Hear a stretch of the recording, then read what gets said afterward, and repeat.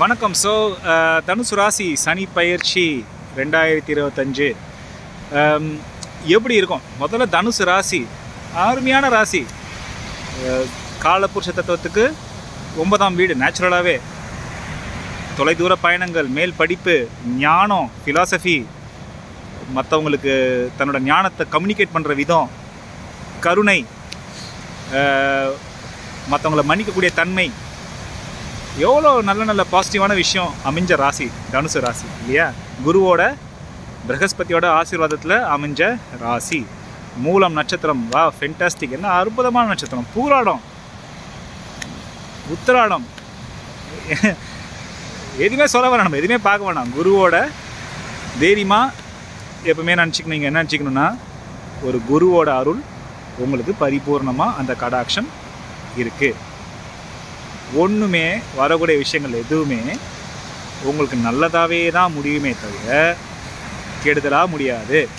இப்போ நானே உங்களுக்கு ஒரு ஜாதகம் சொல்லி சும்மா ஏமாற்றி ஒரு 5000 ரூபாய் வாங்கிட்டா கூட லாங் ரன்னில் உங்களுக்கு நன்மையாக தான் இருக்கும்.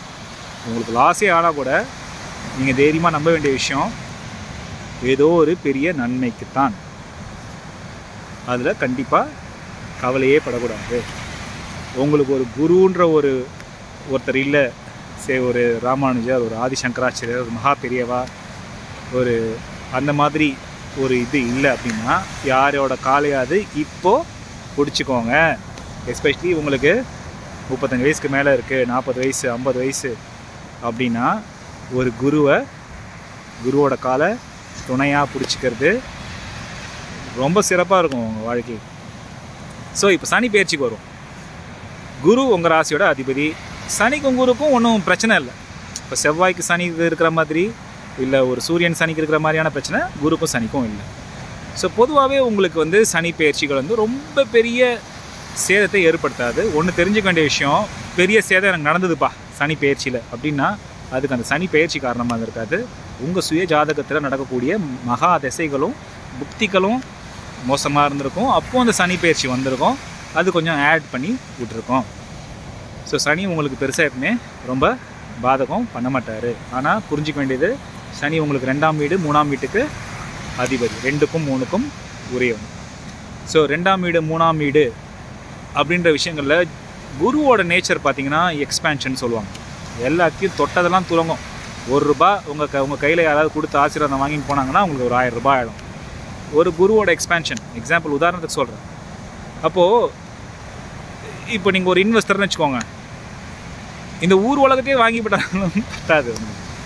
ஒரு ஜென்ரலான இயற்கை எல்லாம் அப்படியே ஒரு 1 2 ஆகணும், 2 4 ஆகணும், 4 16 ஆகணும், இந்த மாதிரி நேச்சர் கொஞ்சம் இருக்கும். அப்போ அந்த 2ஆம் வீட்டு அதிபதியாக சனி வர்றது தான் கரெக்டான செக்கு. இல்லைனா எல்லாம் நீங்கள் தான் பாஸாக இருப்பீங்க, எல்லா ராசிக்காரங்களும் கீழே தான் இருக்கும். அந்த மாதிரி எப்பவுமே இயற்கை பிரபஞ்சம் வேலை செய்யாது. எல்லாருக்குமே ஒரு ப்ரோஸ் இருக்கும், ஒரு கான்ஸ் இருக்கும். எல்லாருமே ஒரு ஸ்லைடு இப்போ இருக்குன்னா எல்லாருக்குமே ஒரு ஆப்பர்ச்சுனிட்டி கிடைக்கணும் விளையாடுறதுக்கு. அந்த மாதிரி தான் கர்மாவும் வேலை செய்யும். ஸோ உங்கள் அளவுக்கு நீங்கள் எதிர்பார்க்குற அளவுக்கு சனி உங்களுக்கு பிரம்மாண்டமாக விஷயங்களை செய்ய மாட்டார். இப்போ 4க்கு வந்திருக்காரு, அர்த்தாஷ்டமோ ரொம்ப கேவலமாக இருக்குமா இல்லை நெகட்டிவாக இருக்குமான்ட்டு நிறைய பேர் நெகட்டிவாக யூடியூப்பில் நிறைய பேர் போட்டிருக்காங்க. சில பயிற்சிகளை எப்படி பார்க்கணும், எஸ்பெஷலி 4 8 அப்படிலாம் பார்க்கணுன்னாக்க முதல்ல பயத்தோடு பார்க்கக்கூடாது. பயத்தோடு அணுகிறது தான் சனியோட ஃபஸ்ட்டு வேலை. இப்போ ராகுவும் அதுக்கேற்ற மாதிரி இப்போ உங்கள் 3ஆம் வீட்டுக்கு வருவார். 3ஆம் வீட்டுக்கு வர ராகு ஓகே, 3ல் ஒரு பாம்பு போய் உட்கார்றது நல்லது தான். ஆனால் என்னென்னா கொஞ்சம் சுய முயற்சிகளில் கொஞ்சம் தடை கொடுக்கறது, கொஞ்சம் அப்படியே மனசு அப்படி ஒரு அரிப்புன்னுவாங்கள்ல, ஒரு மாதிரி ஏதோ நம்ம நல்லா தான் போயிட்டுருக்கோம் வாழ்க்கை, இப்போ நல்லா இருக்குது, இந்த சூரியன் சூப்பராக இருக்குது வெளிச்சம், ஆனால் ஏதோ மண்ணில் ஓடுறது, அந்த மாதிரியான ஒரு தன்மைகள் ஏற்படக்கூடிய வாய்ப்புகள் இருக்குது. உங்களோட குரு பயிற்சிகளான உங்களுக்கு உங்கள் ராசி அதிபதியே 7க்கு போகிறாரு. அதுக்கப்புறம் அஷ்டமனாலும் 8 நாளும் பார்க்கக்கூடிய வீடுகள்லாம் நல்லா தான் இருக்கும். 2ஆம் வீட்டை பார்ப்பார், அதெல்லாம் நல்லா தான் இருக்கும். ஸோ இந்த குருவோட துணை உங்களுக்கு இருக்குது. நான் முதல்ல சொன்ன மாதிரியே தனுசு ராசி அப்படின்னாலே ஒரு குருவோட துணை எப்பவும் வேண்டும். நான் பெரிய ஆள், ஒரு குருவோட ஆசீர்வாதம் இருக்குது. அதனால் நான் இன்றைக்கி ஏதோ இந்த ஒரு 4 பேருக்கு எதிராக ஒரு லீடராக இருக்கேன். அந்த தன்மையை நம்ம கொஞ்சம் வளர்த்துக்கணும். ஸோ இப்போது 4க்கு போகிற சனி என்னென்னலாம் பண்ணுவார்? 4 நாளே என்னது? வீடு, உங்களோட வீடு, சுய வீடு. வீடு, மக்கள், எஜுகேஷன், இதுக்கெலாம் 4ஆம் வீடு வந்து காட்டும். அப்போ அங்கே போய் சனி போய் 2ஆம் வீட்டு அதிபதி, 3ஆம் வீட்டு அதிபதி, 2, 3 4க்கு போகும்போது வீட்டில் இருக்கவங்க கூட நம்ம கொஞ்சம் அன்பாக பழகணும். நமக்கு ஏதோ ஒரு டென்ஷன் ஏதோ ஓடிட்டுருக்கு அப்படின்றதுனால வீட்டில் நம்ம சுற்றி இருக்கிறவங்க கூட போய்ட்டு ஒரு ஃப்ரிக்ஷனோ இல்லை சண்டை சச்சரவோ பண்ணக்கூடாது. முக்கியமாக தாய் வழி உறவுகள் அவங்க கூட கொஞ்சம் அனுகூலமாக இருக்க கற்றுக்கணும். யாராவது உங்களுக்கு பிரச்சனையே பண்ணுறாங்கன்னு வச்சுப்போமே, தாய் வழி உறவுப்பா, என் அக்கா இல்லை என் தங்கச்சி, என்னோடய அண்ணன் ஏதோ பண்ணுறாரு, எனக்கு கடுப்பாக இருக்குது அப்படின்னாலுமே கொஞ்சம் சகிப்புத்தன்மையை வளர்த்துக்கோங்க. ஏதோ ஒரு கர்மா, ஏதோ சனினாலே முற்பிறவி கர்மா, அவங்கள இவங்க எப்படி பண்ணுறாங்களே அவங்க அப்படி பண்ணுறாங்களேன்னு பார்க்காம நம்மளோட ஒரு கர்ம பதிவாக பார்த்துட்டோன்னா கொஞ்சம் ஈஸி. இப்போ ஒரு ஸ்கேல் இருக்குது, உங்கள்கிட்ட கொடுக்குறேன், கொடுத்து இங்கே இருக்கிற ஒரு 10 பேரை அடிங்கன்றேன். நம்ம என்ன பண்ணுவோம், நமக்கு மூடுக்கு ஏற்ற மாதிரி பரவாயில்ல ஒரு சின்ன அடி, இல்லைனா நம்ம மூடுக்கு ஏற்ற மாதிரி பட்டுன்னு அடிப்போம். இப்போ அதே ஸ்கேலை கொடுத்து உங்களை அடிச்சுக்கோங்கன்றேன், அப்போ நம்ம என்ன பண்ணுவோம், பட்டுன்னு அடிச்சிக்க மாட்டோம்ல, மெதுவாக தான் அடிச்சுப்போம். அதே தான் இப்போது உங்களுக்கு நாளுக்கு போகிற சனி கூட்டின்னு வந்து உங்கள் முன்னாடி நிறுத்துகிற எதிரி மாதிரி இருக்கிறவங்க, இல்லை பகையாளிங்க, இல்லை உங்களுக்கு பிடிக்காம ஒர்க் பிளேஸில் பாலிடிக்ஸ் பண்ணுறவங்க, இவங்கெல்லாம் யாருன்னா நம்மளோட கர்மா. ஸோ இப்போ உங்கள் கையில் ஸ்கேலே இருந்தாலும் மெதுவாக அடிங்க.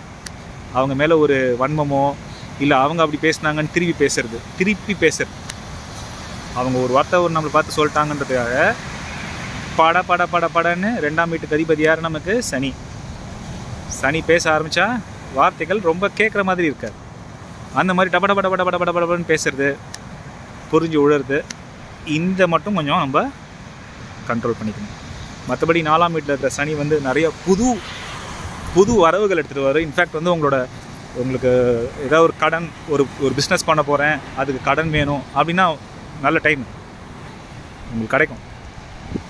ஆனால் தேவையில்லாத கடனை வந்து நம்ம கம்மி பண்ணிக்கணும். தேவையில்லாமல் போய் கடன் வாங்குறத கொஞ்சம் ஸ்டாப் பண்ணிக்கணும். அதே மாதிரி ஹெல்த்தில் கொஞ்சம் ஃபோக்கஸ் பண்ணணும். இப்போது குருவோட வீடுன்னும் போது இயற்கையாகவே வந்து ஃபிசிக்கல் ஆக்டிவிட்டி கொஞ்சம் கம்மியாக இருக்கும். ஸோ சாப்பிட்றது, நல்லா சாப்பாடு விரும்பக்கூடியவங்க சாப்பிட்டு வீட்டில் இருக்கிறது, கொஞ்சம் கேஸ்ட்ரிக் ப்ராப்ளம்ஸு, கொஞ்சம் அதிகமாக வெயிட் இருக்கிறது, இல்லை டயபெட்டிஸ் இருக்கிறது, இதெல்லாம் கொஞ்சம் இயற்கையாகவே வரக்கூடிய தன்மையுடைய ராசி. அப்போ இந்த மாதிரி ஒரு ஃபிசிக்கல் ஆக்டிவிட்டி டெய்லி நடக்கிறது உங்களுக்கு ரொம்ப நல்லது. ஃபிசிக்கல் ஹெல்த்துக்கும் நல்லது, மென்டல் ஹெல்த்துக்கும் நல்லது. நிறைய விஷயங்கள் வந்து அந்த ஃபிசிக்கல் ஆக்டிவிட்டியாக இருக்கும்போது மைண்டு கொஞ்சம் காமாக இருந்தாலே வர பாதி பிரச்சனை நமக்கு வராது. ஸோ சனி அந்த 4ஆம் வீட்டுக்கு போகும்போது கொஞ்சம் உங்களுக்கு சேலஞ்சிங்காக சில விஷயங்களை கொண்டு வருவார். வீட்டில் இருக்கவங்களுடைய பிரச்சனையை கொண்டு வருவார், இல்லை தாய் வழி சொந்தங்களால் ப்ராப்ளம் கொண்டு வருவார், இல்லை உங்கள் ஓன் பசங்க, நீங்கள் பெற்ற பசங்களாலேயே கொஞ்சம் பிரச்சனை கொண்டு வருவார். இந்த மாதிரி வரும்போது நீங்கள் முக்கியமாக ஞாபகம் வச்சுக்க வேண்டியது, உங்கள் பொறுமை, உங்கள் நிதானத்தை எக்காரணம் கொண்டும் இழக்கக்கூடாது. பொறுமையை எழுந்தீங்கன்னா அதுக்கப்புறம் நம்ம அது வந்து ஒரு கான்சிக்வன்ஸ் வரதானே செய்யும். என்ன டக்குன்னு ஆகிடும்னா, அவங்க பேசுனது பண்ணது யாரும் சொல்ல மாட்டாங்க, நீங்கள் பேசுனது பண்ணது தான் பெருசாக ஆகக்கூடிய சான்சஸ் வந்து கொஞ்சம் ஜாஸ்தி. ஸோ ஒரு நெட்வொர்க்கே இருந்தாலுமே, ஒரு நெட்வொர்க்கே இருக்குது, உங்களுக்கு நல்ல பெரிய ஒரு நெட்வொர்க் வச்சுருக்கீங்கனாலுமே, எல்லாருமே தெரிஞ்சவங்களாக இருந்தாலுமே கொஞ்சம் அவங்கள வந்து ஒரு ரெஸ்பெக்டோடையும் கொஞ்சம் ஒரு அன்பாகவும் பண்பாகவும் பேசி அணுகிறது ரொம்ப சிறப்பான பயணத்தரும். இப்போ நான் படிச்சுட்டு இருக்கேன்ப்பா, நான் வந்து ஒரு 12th படிக்கிறேன், இல்லை ஒரு காலேஜ் படிச்சுட்ருக்கேன். இந்த அஷ்டாத்தமத்து சனி என்ன பண்ணுன்னா ஆக்சுவலாக ரொம்ப ஃபேவரபுளாக இருக்கும். எப்போ அப்படின்னா, முயற்சியை போடணும். நீங்கள் ஃபார் எக்ஸாம்பிள் இப்போது ஒரு வாட்டி படித்து நான் பாஸ் ஆகிடுவேன் அப்படின்னாக்க, இப்போது ஒரு அடுத்த 2.5 வருஷம் 2 வாட்டி படிக்கிற மாதிரி. ஆனால் நீங்கள் ஃபெயில் ஆனீங்கன்னா அதுக்கு சனி காரணம் கட்டாயமாக இல்லை. 4ஆம் வீட்டில் இருக்க சனியால் நான் ஃபெயில் ஆகிட்டேன், அது கண்டிப்பாக இருக்காது. நீங்கள் உங்களோட டைமை எப்படி யூஸ் பண்ணுறீங்கன்னு நீங்கள் முடிவு பண்ணணும். படிப்புக்கு யூஸ் பண்ணிங்க, சனி ரொம்ப நியாயமான கிரகம். நான் 10 நேரம் படித்தேன், கண்டிப்பாக அதுக்கு ஏற்ற கூலியை கொடுத்துருவார் உங்களுக்கு, எஸ்பெஷலி தனுசு ராசிக்கு சொல்கிறேன். ஸோ இப்போ ராகு 3ல் வரும்போது உங்கள் சுய முயற்சிகள் நல்லா தான் இருக்கும். நீங்கள் ராகு எனர்ஜியும் கொஞ்சம் அட்வான்டேஜுக்கு யூஸ் பண்ணுங்கள். இப்போ ரொம்ப நேரம் லேட் நைட்டில் நான் மூச்சிட்ருக்கேன், சும்மா அப்படி ரீல்ஸ் ஸ்க்ரோல் பண்ணுறேன், தேவையில்லாமல் மீடியாவில் இருக்கிறத அவாய்ட் பண்ணுங்கள். இந்த ராகு பயிற்சி போகுது.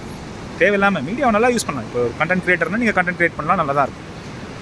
ஆனால் தேவையில்லாமல் இப்போ ஃபேஸ்புக்கில் யாருக்கும் ஒரு கமெண்ட் போடுறேன், ராத்திரி 10 மணிக்கு உட்காந்து படம் பார்க்குறேன், அந்த மாதிரி பண்ணிங்கன்னா எஸ்பெஷலி நீங்கள் படிக்கிற பசங்களாக இருந்தாங்கன்னா கொஞ்சம் கஷ்டம். ஸோ ஃபோக்கஸ் வந்து நீங்கள் முடிவு பண்ணுங்கள் எதில் ஃபோக்கஸ் வச்சுக்க போகிறீங்க. ஒரு விஷயத்தில் ஃபோக்கஸ் வச்சிங்கன்னா அதுக்கு உழைப்பு போட்டிங்கன்னா மேபி ஒரு வாட்டி போடுற உழைப்புக்கு ஒரு 2 வாட்டி போடுற மாதிரி சனி பண்ணலாமே தவிர ஃபெயிலியர் உங்களுக்கு கொடுக்க மாட்டார். கொஞ்சம் டிலே, கொஞ்சம் இழுத்து அடிக்கிறது, இந்த மாதிரி தான் நடக்குமே தவிர உங்களுக்கு கம்ப்ளீட் டிஸப்பாயின்மெண்ட், கம்ப்ளீட் ஃபெயிலியர்னு சனியால் வர நம்மளே பண்ணிக்கிறது தான். ரெண்டாவது, கொஞ்சம் திங்கிங் வந்து ஒரு மாதிரி விரக்தியான சுச்சுவேஷன்ஸ் ஆல்ரெடி இருந்திருக்கும். கடைசி 2 வருஷமாகவே ரொம்ப ஓஹோன் டைம் இருந்திருக்காது தனுசு ராசிக்கு. என்ன தான் உங்களோட 7 நாட்டு சனி போயிருந்தாலுமே உடனே டக்குன்ட்டு அப்படியே பெரிய ரிலீஃப் ஆன மாதிரி இருந்திருக்காது. கொஞ்சம் அப்படி விரக்தி இருந்திருக்கும். இப்போ அந்த விரக்தியெல்லாம் நீங்கள் கொஞ்சம் கம்மி பண்ணிக்கலாம். நல்ல ஆப்பர்ச்சுனிட்டி உங்களுக்கு. எப்போ கம்மி பண்ண முடியும் அப்படின்னா, தெய்வ பக்தியில், இல்லை ஸ்பிரிச்சுவாலிட்டியில், இல்லை மற்றவங்களுக்கு உதவுறதில்லை. இப்போ நான் நாத்திகம் அப்படின்னா, நாத்திகம்னா நீங்கள் ஜாதகமே பார்க்க போகிறதில்ல. பட் எனக்கு ரொம்ப தெய்வ நம்பிக்கை இல்லையா, ஒரு 10 பேருக்கு ஹெல்ப் பண்ணுறது, ஒரு 4 பேருக்கு கூப்பிட்டு அன்னதானம் போடுறது, இல்லை பூஜை புனஸ்காரம்னு உட்காந்து பூஜைகள் இந்த அடுத்த 2 வருஷம் நீங்கள் உங்கள் வீட்டில் பண்ணக்கூடிய பூஜைகள்னால் நிறைய நல்ல பலன்கள் வரும். இல்லை கெடு பலன்கள் வராது, குறையும். உங்களோட ஓன் மைண்டை கொஞ்சம் கண்ட்ரோல் பண்ணுறதுக்கு உண்டான வழிகளை நீங்கள் செய்யணும். மற்றபடி உங்கள் முயற்சி போட்டு பண்ணுற பிஸ்னஸ் ஆரம்பிக்கலாமா? தாராளமாக ஆரம்பிக்கலாம். அஷ்டாத்தமஸ்தினா அது வந்து லாஸ் ஆகிடுமா? லாஸ்லாம் ஆகாது. நீங்கள் உழைப்பு போடணும். உங்களோட டியூ டிலிஜென்ஸ், அதாவது இவங்களை சேர்த்துன்னு பண்ணலாமா, இல்லை இந்த பிஸ்னஸ் ஆரம்பிக்க முன்னாடி இது கண்டிப்பாகவே மார்க்கெட் இருக்கா, இந்த மாதிரி கொஞ்சம் ஹோம் ஒர்க் பண்ணிவிட்டு நீங்கள் ஆரம்பிங்க. நல்லாவே கை கூடும். உங்களுக்கு கொஞ்சம் உழைப்பு போட சொல்லுவோம். ஆனால் 2 வருஷம் கழித்து போட்ட உழைப்புக்கு ஏற்ற லாபமும் ஏற்ற அக்னாலஜ்மெண்ட்டும் கட்டாயம் வரும். இப்போ நீங்கள் ஆஃபீஸில் இருக்கீங்க, ப்ரொமோஷன் எதிர்பார்த்துட்ருக்கீங்கன்னா கண்டிப்பாக ப்ரொமோஷன் வரதுக்கான எல்லா விதமான ஆப்பர்ச்சுனிட்டி 2025 இருக்குது. மற்றபடி மெயினாக ஒரு குருவோட கால், நான் திருப்பி ரிப்பீட் பண்ணுறேன், ஒரு குருவோட காலை கெட்டியமாக பிடிச்சிக்கோங்க. என்றைக்குமே கெட்டு போக மாட்டீங்க. சூப்பராக பிரமாதமாக இருக்க போகிறீங்க. வாழ்த்துக்கள்.